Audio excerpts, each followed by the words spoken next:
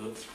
All right, Shalom. I want to start off by giving all praises to Yahweh, Ba'Hashem, Yahushua, Ba'Hashem, Rakah, Kodash. Double honor to the apostles and elders of Great Millstone, and Shalom to all the Akim out there pushing the word in sincerity and in truth. All right, so brothers of GMS Atlanta, we got a quick topic for the Akim going into the steps of humility. In this truth, you have to be very humble and meek, and we just, got a couple of different characteristics or aspects of what comes with the spirit of humility. And this is the first is examination, second is critique, third is understanding, and fourth is reasoning. And I'll start with number one. I just read all four out just to outlay what all four is, but I just want to express certain things that y'all brothers have, of course. But the first examination, because sometimes when you go through certain situations, you have to examine yourself. All right, which we got the scripture in Corinthians. You can read that real fast. God, this is 2 Corinthians 13:5. Examine yourselves whether ye be in the faith. Right. So when you're in certain situations, you have to examine yourself. That's the most humble way you can approach most situations. All right, especially when you're dealing with counsel matters, when you're dealing amongst the brotherhood. All right, because sometimes situations can be twisted, sometimes things can get distorted through viewpoints and things of that nature. So examination is very, very key, and it's important. It's a focal point with this faith of ours. All right, as you grow and progress, you always have to look and gauge yourself in your progression. The scriptures say that the greater thou art, the more humble thyself. So even as you, ascend up the totem pole, so to speak, you always have to look and make sure that your humility levels is always at base, so to speak. All right, keep going. It says, "Prove your own selves. Know ye not your own selves, how that Yahushua HaMashiach is in you, except ye be reprobate." Yeah, and a humble man would do these things. That's how he would approach every situation, through examination and humility. All right. Just like I said earlier, and if you get that other scripture I told you in Sirach 18, when you're dealing with what matters, you have to really sit back and look at yourself before you actually pointing the finger. Because some things, through lack of judgment or lack of understanding, you might have pieces of the plot, so to speak, together, but you might not have the full circle. And a lot of times, which I've seen plenty of times, of course, brothers, as you progress in the truth, and through years and years, of course, starting off with the apostle on down, you see situations can just be distorted and contorted, amongst individual men, amongst sometimes camps, amongst a lot of things, That's why you always just have to sit back and make sure that you actually are dealing with situations the best way. And the best way to deal with them is just to humble yourself.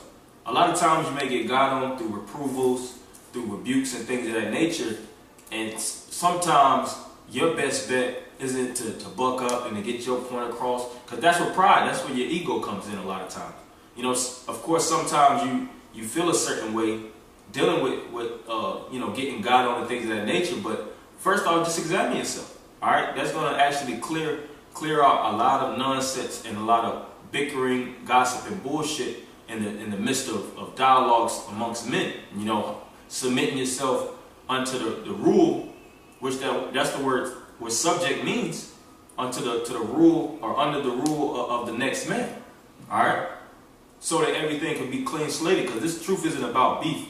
This truth is not about dissension, so to speak, and division. It's about coming together. The scripture says, "To gather yourselves, together, O nation not desire." So situations, however you deal with them and approach them, can actually clean the situation, or it can make it worse. And examination is very, very important when you're dealing with these situations. Okay.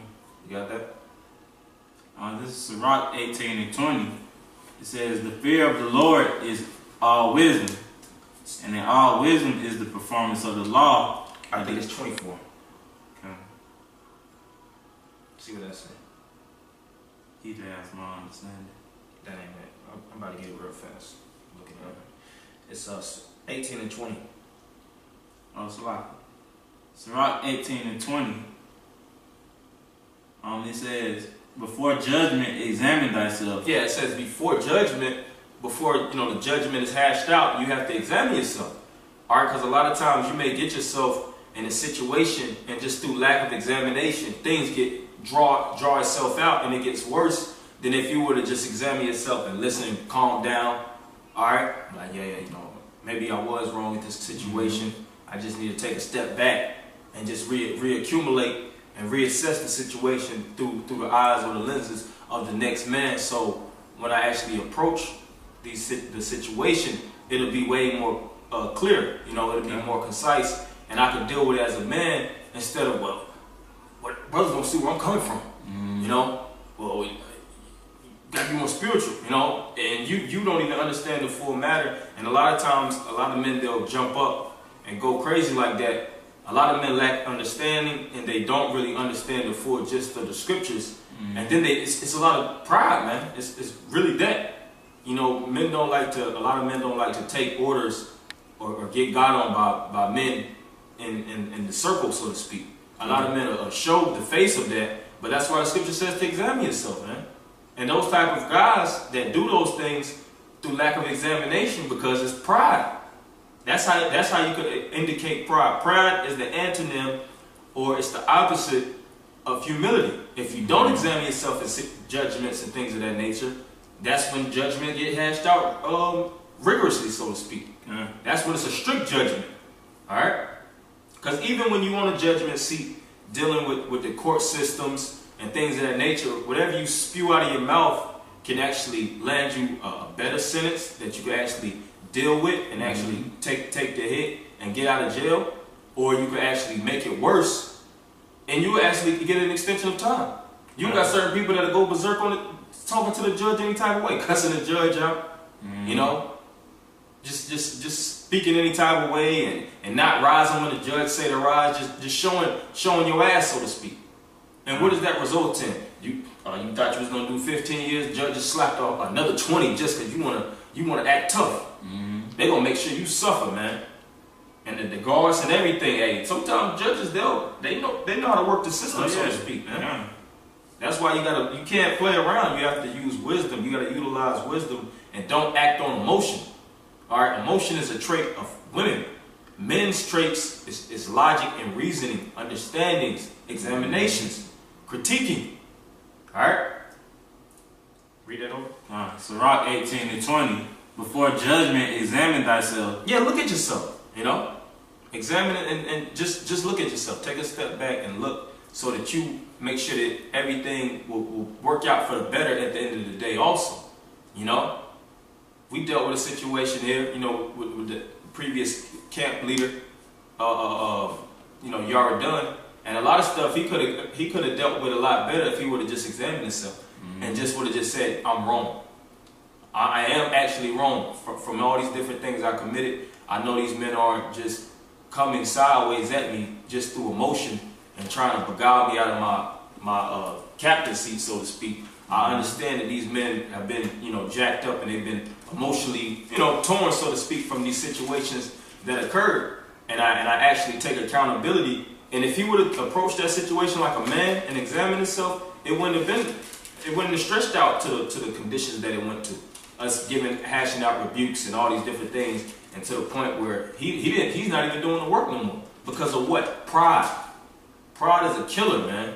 And a lot of men contract that illness through age in the truth, so to speak, through lack of examination, like we just went into the 4 steps, through lack of self-criticism, self-critiquing, through lack of understanding, and what was the 4th one I had? Through a lack of reasoning. All right, a lot of men aren't reasonable, man. You talk to them and you can break the scriptures down all illustrious and graceful, put the pieces and bedazzle, so to speak, just to get your point across with certain men, and they still don't want to hear that shit, man. Because a lot of men got hella nigga spirits in them, and the Most High just ain't dealing with them and want to get them out because of that spirit of pride, man. You had something? Yeah, I had a precept. Okay. This is Proverbs 8:13. The fear of the Lord is to hate evil, pride, and arrogancy, the fear of the Lord. When you first come in this thing, you establish yourself upon the virtues of fear. And with the virtues of fear, those are branches of the fear of the Lord. To hate pride, what was the other one? Evil. Evil, which Arrogancy. the evil is the bad way. And arrogancy, which arrogancy can equate to pride. That's the characteristics of being proud. You arrogant, how you carry yourself, how you talk down upon men. You talk and regard yourself as a highly individual, and for men to get like you, so to speak. The Most High not dealing with that spirit, man. That's why once you start gaining this knowledge and wisdom, pray to the Lord to keep you humble. You know what I'm saying? Because once you know, just like Jake in the world, you try to talk to the Jake who think he knows everything. Man, he's prideful. You can't tell him nothing. You know, so once you start gaining wisdom and knowledge, just pray to the Lord to help to keep you humble, just like how you were when you first started coming in. Yeah, and that's a beautiful point that you made, because a lot of times with guys with a lot of pride, even though they know a lot, they don't have any people that want to learn under them, because how they flaunt and basically how they display their knowledge with pride. You know, they're not coming from the position of teaching. They're coming from the position of being, like the scripture said, being arrogant. All right, showing their ass like I'm this divine individual, and you'll never get like me, so to speak. Men don't like learning under that type of energy. Men don't like associating under that energy, no matter how knowledgeable and how unique you are with the scriptures, man. That's why you have to humble yourself. When Yahushua was dealing with the disciples, as great as a man he was, he always showed them the ropes. He always came as a brother and approached the situations very reasonably. All right, he broke certain things down unto them as babes. All right, he humbled himself. The scripture said that Yahushua came to minister, not to be ministered unto. So he, as a minister, he actually served. All right, he washed the disciples' feet. All right, he showed Peter how to walk on water. He rebuked them when time was necessary. He encouraged them. All right, he gave them self-confidence, faith. All right, he showed them how to depend on one another throughout courses and tribulations, and how to walk individually. He gave them all these different characteristics, so when he were to die and actually, ascend onto the throne or the right-hand side of the Most High, they would be established and they would be great and just as reliable as he was unto the Father. That's why one of the main things Yahushua told Peter was to feed my sheep, feed my lambs. All right, and Peter submitted unto that energy. All right, because even Peter was humble. Yahushua, he didn't set up a proud disciple. Peter, he set up a humble disciple. The Most High always dealt with men that would meet, all right, that would take the execution and would deliver it the right way. All right, prime example with Saul. Saul, through his pride, he didn't take the objective and deal with it as such. The scripture said, if I'm not mistaken, it was Nathan. If I'm not mistaken, Nathan the prophet, either Nathan or Samuel. More than likely it was Samuel. But Samuel, the prophet, he told, because it was in Samuel, it speaks about how rebellion is the sin of witchcraft. But Samuel gave Saul specific and strict objectives to execute. All right, and Saul, he came back and he basically broke the guidelines, and he thought that basically what he did was a thing that it would be obedient unto the Most High and a thing that they would actually like. But Samuel rejected him. He said that obedience is better than sacrifice. All right, when he was bringing the cattle, he brought not Haman the Agag. It was his father. It slips my mind right now. Agag the Amalekite. He was the Edomite, and he brought him. All right, so that was a status of pride. That was a position coming from a position of pride, and of course, he was from his lenses. He thought he was doing the right thing, but just listening, all right, doing that which is committed or which is commanded. That's what the Most High wants. When the Most High told Moses to do certain things, Moses did it through his humility. Hell, the Most High told Abraham to sacrifice Isaac. He listened and did it. All right, which he didn't. At the end of the day, he didn't sacrifice him. Yahweh actually excused him from his duties. He just wanted to test his faith. All right, so the same thing with us. Whatever the Most High pushes on us, and a lot of times it comes through other men. We have to humble ourselves, all right? Because it's not even a test to the individual that's saying things to you. It's self-integrity, self-humility that the Most High wants us to understand and to examine, looking at the mirror from our own perspective. Because sometimes also you might be around a guy that's wicked, and he may say certain things to you that may piss you off, that may get up under your skin and things of that nature. But how do you deal with those situations? You don't buck back and fight fire with fire. Submit yourself. Humble yourself. All right? Can I add to your point out? Because even just thinking about, as you're going into it, the sequencing of the steps of humility, the first step is really heavily focused on yourself. Mm-hmm. You're not focusing on the movements, thoughts of other people, other men. It's really about the internal fight. Mm-hmm.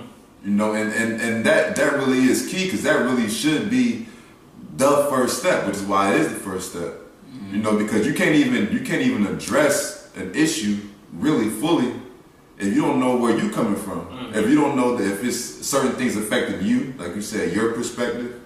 You know what I'm saying? There's even times, it might be certain times you're like, man, I got demons on me, man.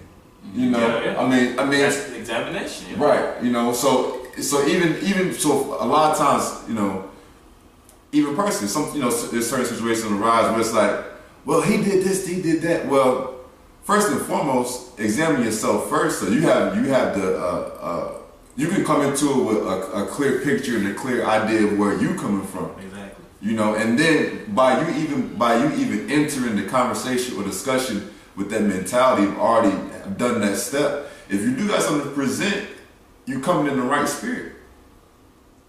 You know, it's not coming from a place of being on the defense, so you got to attack. Mm-hmm. It's like, nah, well, yeah, you're right. You know what you said about me. You know, you're right, bro. You know, because you already pretty much examined it, or you open to that person's input about the situation, because you already kind of played it out. Mm-hmm. So if you do have something to present, it might be something another brother could have did a little better.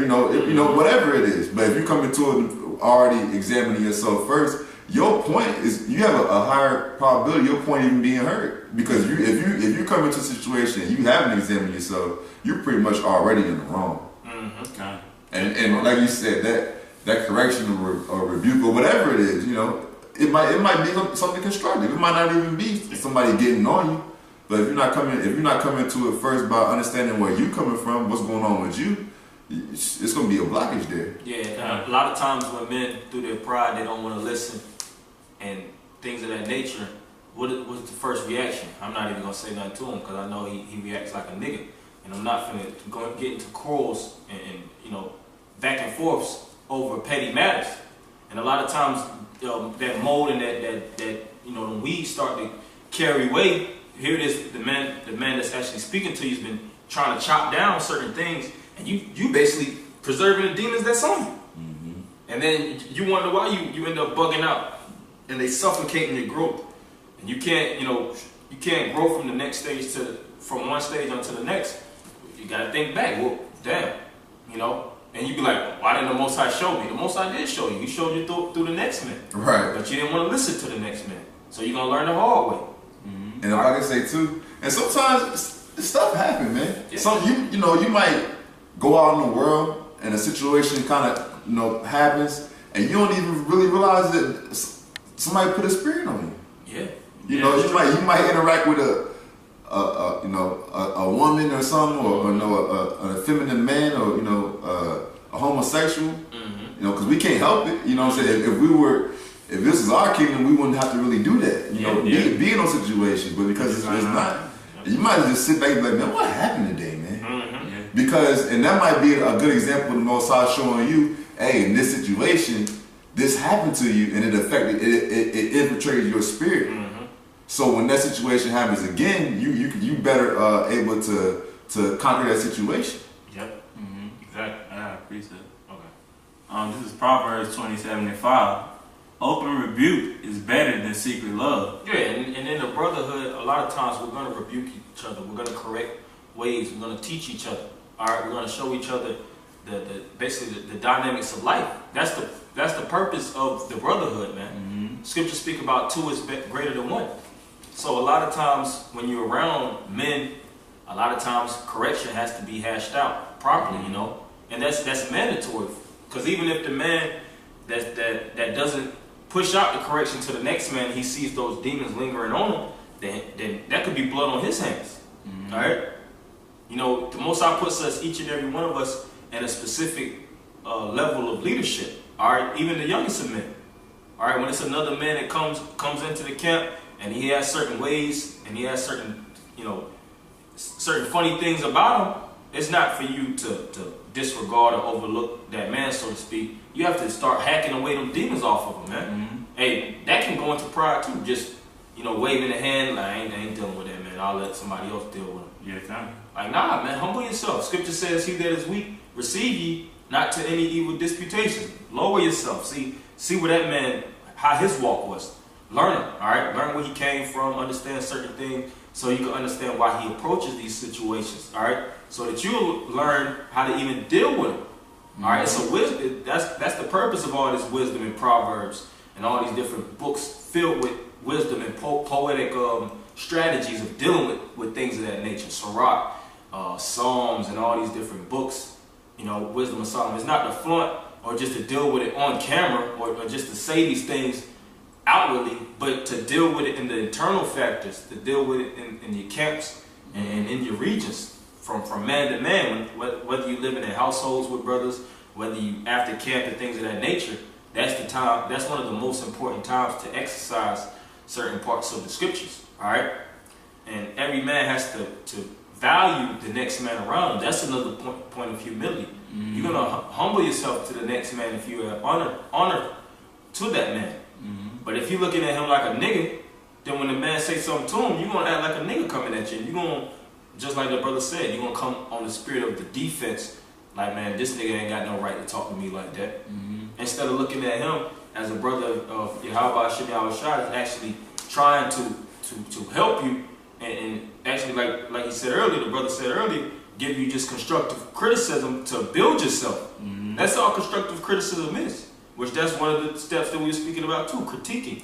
Criticism, the root word of criticism is the action of critiquing. All right? And construction criticism, sometimes you have to critique the next man so that he can grow the right way. And if you aren't critiqued, then you're going to end up growing improperly, and you're going to start to see down the line how bad and how off your growth is, so to speak. Mm-hmm. What do you have to do? You have to trim down, and you got to go back to the fundamentals, man, which takes way more time if you were to just listen and catch it from the next man through what? Examination, all right, reasonings, understandings, and critiquing. All right, you got the Sirach.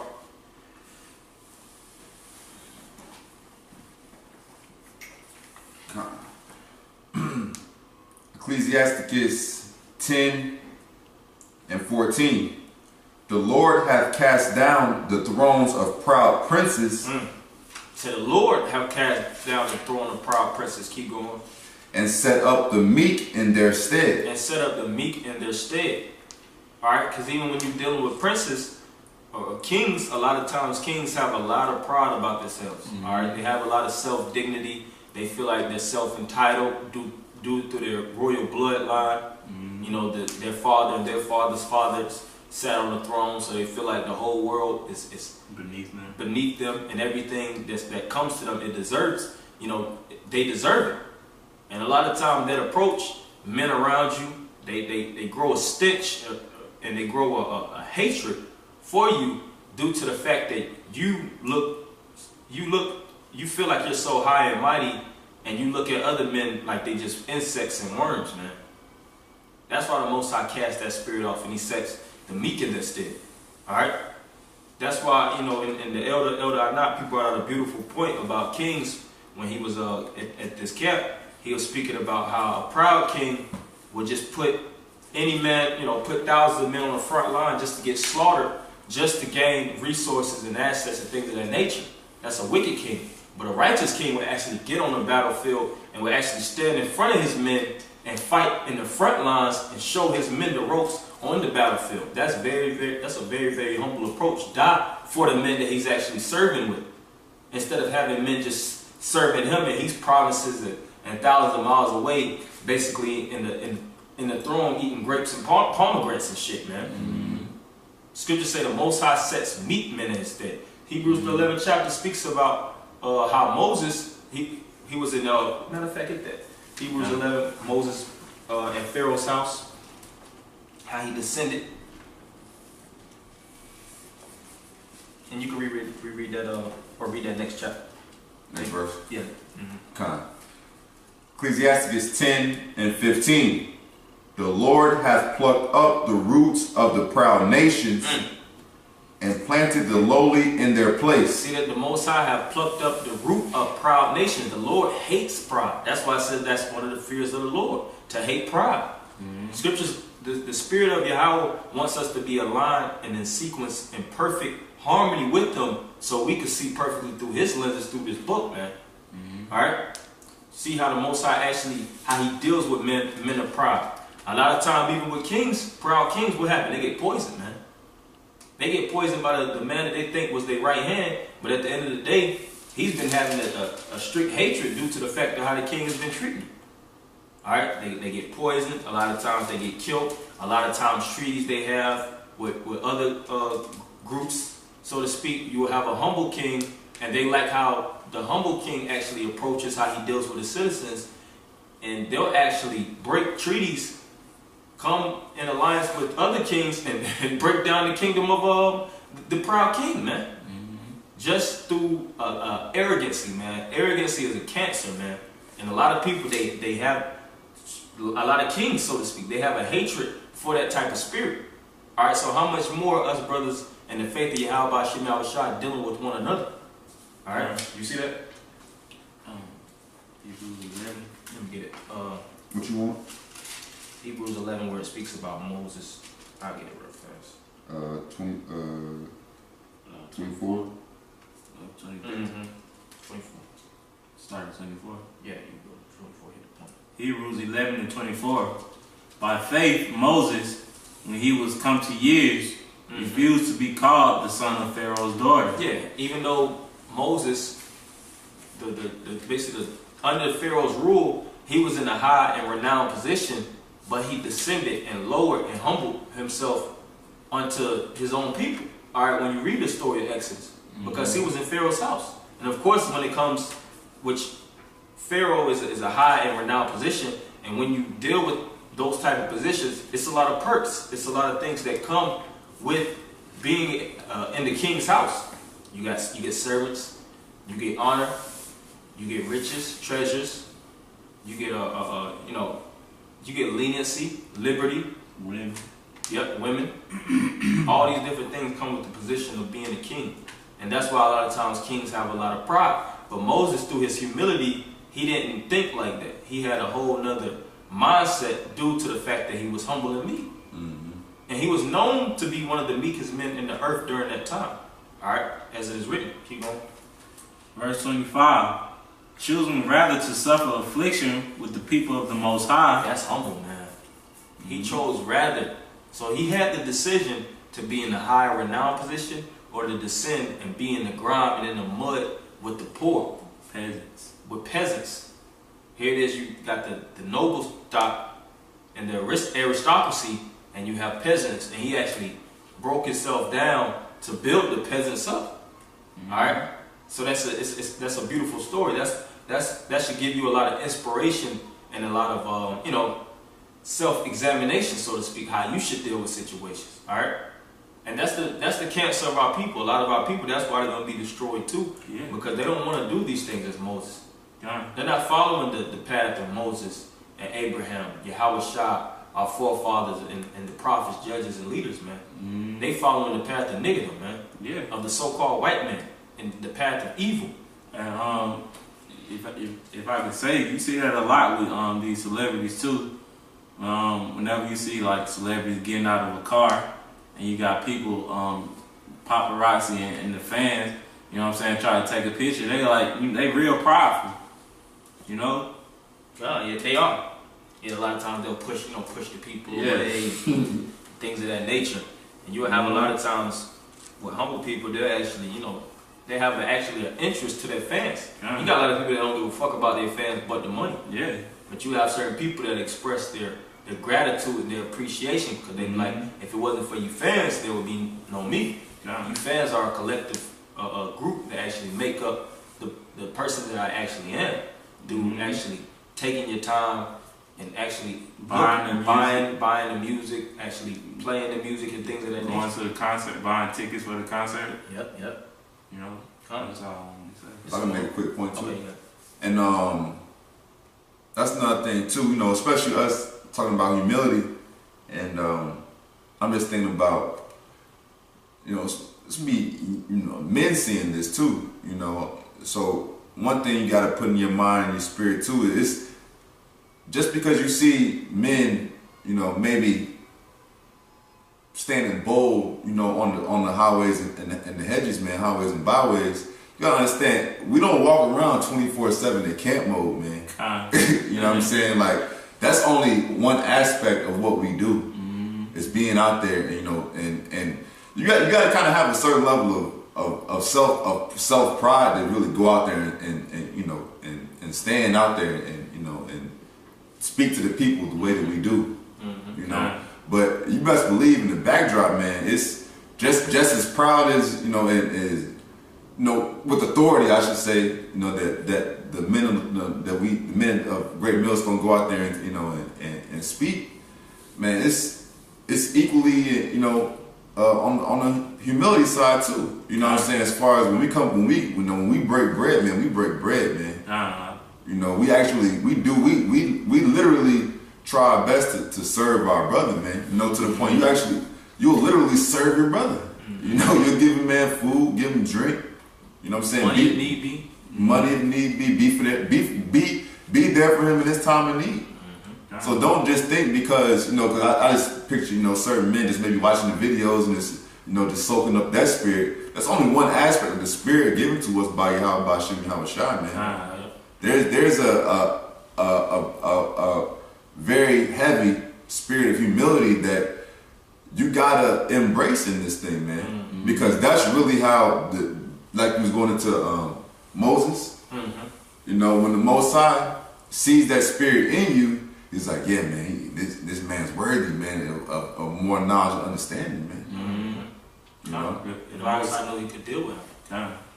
If I could say too, not to go too far off topic, but that's why brothers have been putting out those videos saying come to the camp, to the highways and byways.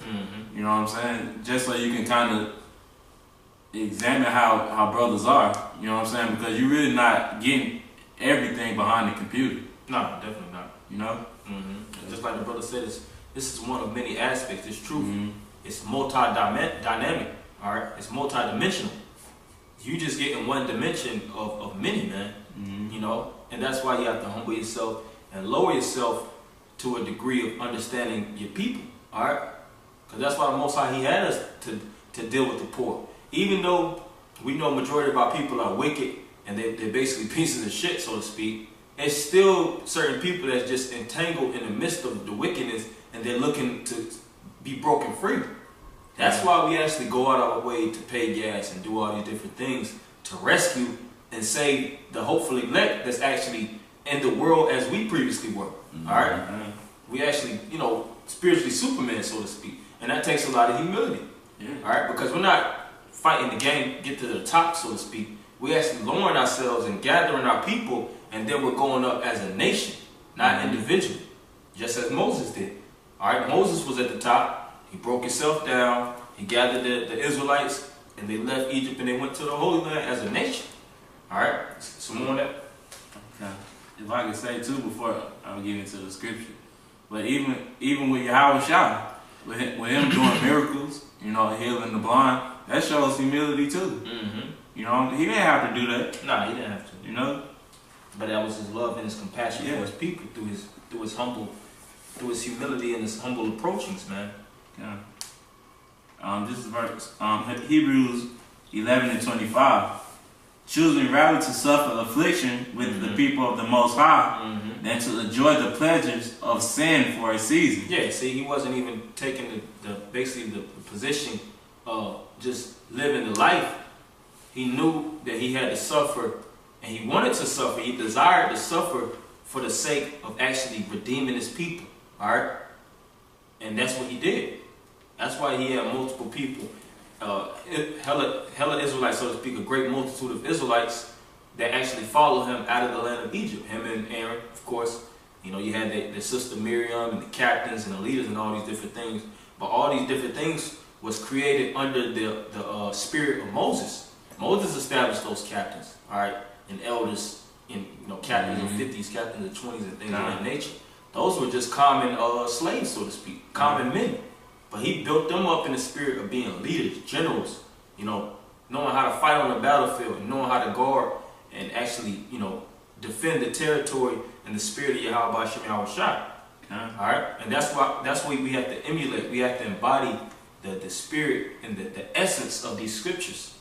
All right, and you start to see certain men that like to put it on instead of in them by how you approach them in situations and see how they react. All right, reaction tells a lot about a man's character. And I got a precept still going along the lines of Moses, because we sticking with Moses more so to speak, because Moses was known through his meekness, and the Passover is coming up also, man. And us, through the Spirit of the Lord, if we do right, the Most High will pass over us, and He won't actually drop that axe of judgment. Because this is the time where the Most High is going to do a great slaughtering, so to speak. All right, we living in those times. All right, Sirach 45:1. And he brought out of him a merciful man, which found favor in the sight of all flesh, even Moses, beloved of the Most High men, whose memorial is blessed. So even Moses' memorial, after he died, his name is still held in high regard due to the fact of what he did. If he would have just stayed in Pharaoh's house, he would have just been another, somebody in the position of Pharaoh, or somebody in a joint position. It's not that highly written of as a testimony. His testimony is more glorified due to the fact of what he did, the feats that he actually and the bouts that he actually went through to actually get his gain the success of his people. All right, because if he would have actually kept along those lines, that would have been still really, according to the Israelites, so to speak, that's an act worthy of treason, man. You're not going to take care of your people and try to actually help him and get your people on the rise. And I'm pretty sure if he would have done that, he would have been basically doing the Egyptian customs, serving other powers, engaging in all that witchcraft and idolatry, as Janus and Jambres. All right, verse 2. He made him like to the glorious saints and magnified him, so that his enemies stood in fear of him. By his words he caused the wonders to cease, and he made him glorious in the sight of kings, and gave him a commandment for his people. So all these different things the Most High was dealing with Moses in a high and glorious way, due to the fact that he listened, man. And he was very compassionate, and he wanted to get his people somewhere. All right, he's seen his people being beaten down and being broken down by the Egyptians. As of today, we see our people getting beat down by the so-called white men in the streets, locked up unjustly, sentenced to these long prison sentences and things of that nature. All right, and we're fighting to get out of this condition, really, as a nation, man. We want this whole system to be broken up so that we could be restored in the kingdom of heaven, and all peace will be established. All right, because it's actually, we suffer. All right, our people suffer.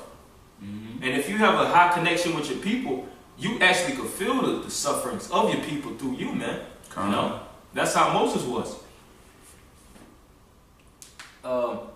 He sanctified, let me read that part of it. And gave him a commandment for his people, and showed him part of his glory. He sanctified him in his faithfulness and meekness. So that's how he was made holy, through his faithfulness and his meekness, his humility. And chose him out of all men, because he was known to be more meek than all men on the earth. And that's why the Most High even endowed him with blessings. miracles to perform through his spirit, so to speak. All right, he allowed him to actually carry the 613 laws, statutes, and commandments, and be a friend, see the Most High eye to eye, so to speak. All right, all through Moses' meekness, and he knew that Moses wasn't going to take these things and make himself as a deity. You would have a lot of niggas that would be in a position of Moses, and they'll split the Red Sea. And they be like, how you did that, Moses? Hey, you know a nigga. Hey, I got way more coming, man. Just don't worry about it, man. Popping collars. Yeah, shit. You know how I do, man. I raised that staff so high, man. Yeah. But that's a nigga for you. That's that pride, man. Yeah. Moses, he always gave honor unto the Most High. Yahweh Shai, he always gave honor unto the Most High. When he did those miracles and things of that nature, what he said, that is not by my power, but the Father, glory in the Father that is in heaven. All right, because the praises ultimately go up top, you know. So it says, verse 5, he made him, to hear his voice, and brought him into the dark cloud, and gave him commandments before his face, even the law of life and knowledge, that he might teach Jacob his covenants and Israel his judgments. And that's showing you that the Spirit is only for Israelites, all right? And that's our people. That's the ones that Yahweh was speaking about. Blessed are the meek, blessed are the poor, for ye shall inherit the earth, for ye shall have everlasting life, and all those different things of that nature. All right? Yahweh went to the poor men in Nazareth, Galilee, Bethlehem, Jerusalem, all throughout the different coasts of Israel, to where the poor and the weak, the sick, the maimed, the ones that wasn't getting medical care, that wasn't getting taken care of by the Roman establishment, it was through him being the physician to mend the wounds of the broken, all right, to prescribe righteousness unto the spirit of the ones that were stripped away, man. So that's the same job as us that we have to partake in, and that we have to, look forward to taking, so to speak. And going back to the steps, but you have to critique yourself, you have to humble yourself, all right, you have to examine yourself, and you have to be reasonable, all right, dealing with men above you, dealing with men under you. This isn't a thing of tyrant. This isn't a thing of you got a position, so you want to just put the foot on the neck of the next man and break him down. Nah, that's not how we roll here, man. We're looking to grow to be a nation full of kings and priests, judges, ministers, and righteous men, all under the spirit and rule of Yahweh Hashem Yahweh Shai. All right, that's what it's about. Everybody should have the spirit of being aligned as one, gathering ourselves in one unity, so to speak. And of course, with all nations, you have hierarchy. A judge and a priest. Even though the scriptures say we're a nation full of kings and priests aren't on the same. They don't have the same dynamic basis, so to speak. It's a hierarchy. One position is esteemed above the next. But nonetheless, we still have to have honor amongst one another. That's why even kings, a lot of kings back in medieval times and things of that nature, what would they call each other? Your eminence, all right, your majesty, your highness. And you would have one man call them your eminence, they would call them your highness, because they got a respect and they got honor for one another's position in the spirit. All right, so we have to think, and we have to actually have that same, associate ourselves in the same likeness and in the same respect for one another. You have anything? If not, we'll go ahead. You have something? You can go ahead. Matter of fact, what was that? 2 Chronicles 12 and 12? No, I still got that one to read. Okay, read that, and then you can close with that. Okay. 2 Chronicles 12 and 12. And when he humbled himself. Can you go a verse up? Okay. 2 Chronicles 12 and 11. And when the king entered into the house of the Lord. So we dealing with the king here. All right. Somebody in a high position. All right. Probably has slaves, riches, and dominance as far as the eye can see. He's in a position of nobility. Keep going. The guard came and fed them. Keep going. And brought them again into the guard chamber. Keep going. Verse 12. And when he humbled himself. And this is, if I'm not mistaken, this is the king. And when he humbled himself, so as a king, humility is key. Keep going. The wrath of the Lord turned from him, that he would not destroy him altogether. See that? The wrath of the Lord turned from him, that he would not destroy him altogether, due to the fact of what? Him humbling himself. Humility, lowering himself. All right? Even though he was at the top, he dealt with gold, he dealt with silver exchange, he dealt with slaves, he dealt with ports of riches and all these different things. All these things come with the territory of the king. All right, chambers. All right, agriculture, all these military. He's over all these things. But he humbled himself under the spirit of the Most High, which is the greater king of all. All right, the King of Kings, the Lord of Lords. All right, he didn't say, well, I'm above the Most High. There's no king but me. There's no God but me on earth, so to speak. Where's the God that I don't see any God? I see this crown on my head. He didn't come with that approach. And through his humility, it says the wrath of the Most High was turned away. Because if he would have took that approach, he would have had that axe chop his head off, so to speak, through the spirit of the Father. Is there more? Let's finish the precept. Okay. And also in Judah things went well. Yep. So things will go well with you if you just humble yourself and listen to one another. All right, deal reasonably and deal as a man. All right, as a wise man, a man of prudence. You get the scripture here. This is John 8:54. Yahushua answered, "If I honor myself, my honor is nothing. It is my Father that honoreth me, of whom ye say that he is your power." Yeah, we're not looking to get self-dignity or self-honor. The honor comes from one another. That's why the scriptures say, let another esteem thee and not thyself. If I can say so, that's why we give all praise to Yahweh Hashem Yahushua. All right, tells you that also in Jeremiah. Let not the mighty man boast in his riches and things of that nature. The strong man rejoice in his strength, but rejoice that you know the Most High. All right, and you exercise the spirit and the wisdom of Yahweh Hashem Yahushua. Because we are indebted unto the Father. All this wisdom that we accumulated, it didn't come of ourselves. We're actually drinking from this well in this fountain of life right here. All right, we didn't just gain an epiphany one night, so to speak, or just gain all this divine wisdom just from laying down. We had to actually labor and go into the spirit of Yahweh Shemawashah and humble ourselves and read to learn to be developed to the position that we in now. And we have to keep that same energy and that same practice unto the end. And if we do these things, like it tells you in Peter, it says that it makes you so you're neither unfruitful nor barren in the knowledge of Yahweh Hashem Yahushua. You'll be able to abound more and more unto the coming of Yahweh Hashem Yahushua and be perfect as the Father is in heaven. All right, so any brothers want to say anything? So that's all we have for you, Akim. Hopefully you brothers are edified. We'll end it by giving our praises to Yahweh, Hashem, Yahushua, Hashem, Barakah, Radash. Double honors to the apostles and elders of Great Millstone. And Shalom, Akim. Shalom.